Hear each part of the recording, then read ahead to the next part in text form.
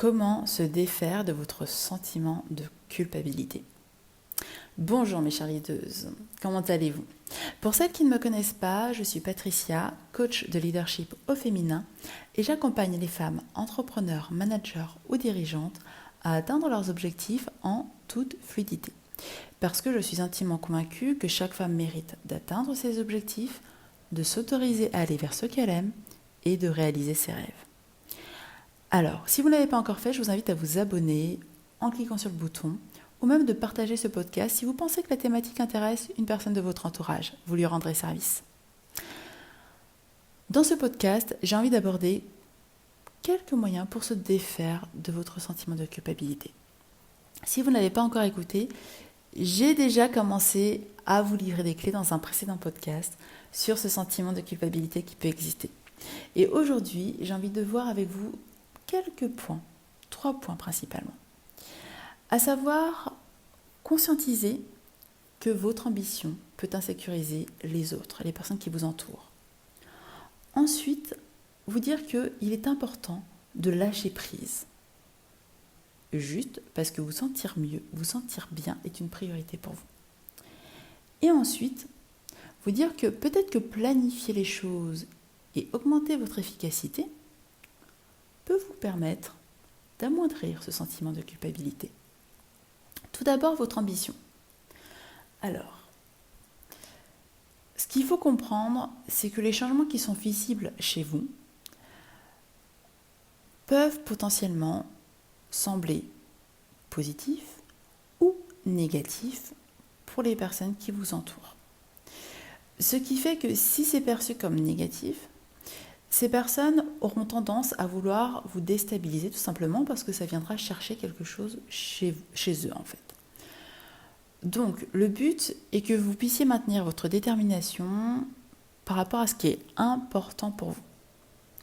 En tant que femme, entrepreneur manager ou dirigeante, vous êtes naturellement ambitieuse. Donc potentiellement, vous pouvez aussi impressionner les autres. Donc s'ils vous font des remarques négatives et que vous commencez à vous sentir mal, identifiez tout de suite que peut-être c'est ce sentiment de culpabilité qui est présent pour vous en défaire le plus rapidement possible. Conscientiser, identifier, c'est déjà la clé en fait. Et surtout, continuez à avancer vers vos objectifs, vers ce qui est important pour vous. Deuxième point, apprenez à lâcher prise. Juste parce que vous sentir mieux, c'est la clé. C'est ce qui vous fera avancer. Lâcher prise sur quoi? Lâcher prise sur finalement ce que les personnes peuvent penser de vous, ce que les personnes peuvent dire de vous, qu'il s'agit de votre entourage proche ou de votre entourage éloigné. Apprenez à prendre du temps pour vous, pour décompresser, pour faire des activités qui sont importantes pour vous, qui vous nourrissent, qui vous ressourcent, sans ce sentiment de culpabilité. Pourquoi? Parce qu'en fait, c'est aussi une question d'équilibre. Et plus vous serez dans cet équilibre de lâcher prise par rapport à votre activité professionnelle et accepter de vous ressourcer pour créer cette balance, plus vous verrez que vous serez plus performante. Et là, on arrivera au 3e point, à savoir augmenter votre efficacité et apprendre à planifier. Peut-être qu'en plus d'être entrepreneur, manager et dirigeante, vous êtes également mère. Et en fait, vous avez un rôle supplémentaire à jouer dans ce cadre-là.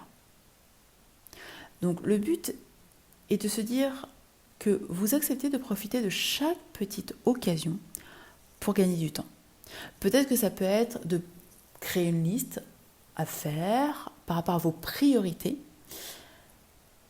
par rapport au lendemain. Parce que finalement, lorsque vous vous réveillerez, vous saurez déjà ce que vous devez faire par rapport à vos priorités qui sont reliées directement à vos objectifs à court, moyen et long terme. Apprenez aussi à déléguer ou même à externaliser certaines tâches, celles qui ne vous portent pas, celles qui ne sont pas dans votre zone de génie quelque part, qui ne vous animent pas. Là, de prime abord, peut-être que vous direz « oui, mais je vais peut-être perdre du temps à déléguer, à devoir expliquer ». Alors ça peut être potentiellement dans un premier temps. Par contre, pensez à tout le temps que vous allez gagner, à l'énergie que vous allez gagner et aux pensées que vous allez pouvoir mettre sur ce qui est réellement important pour vous. Donc ce que je vous invite à faire, c'est réellement à garder des habitudes de vie qui correspondent à une hygiène de vie qui vous correspondent et qui soient à la fois saines pour vous permettre de déculpabiliser et d'avancer sereinement vers ce qui est important pour vous. Parce que vous n'êtes pas une superwoman. Donc, si vous pouvez vous permettre d'avoir de l'aide à la maison, de déléguer, d'externaliser, même de manière minime au démarrage, faites-le. Faites-le parce que vous vous sentirez tout simplement mieux. Donc, voilà mes chères leaders.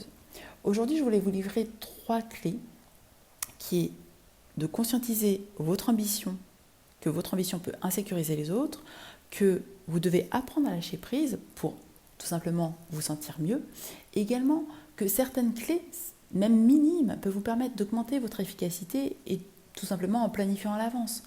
Donc juste pratiquer pour voir qu'est-ce qui se passe, comment ça vous sert, et puis surtout mettez en application.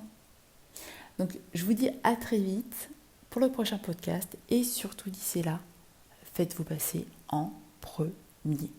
Je vous embrasse.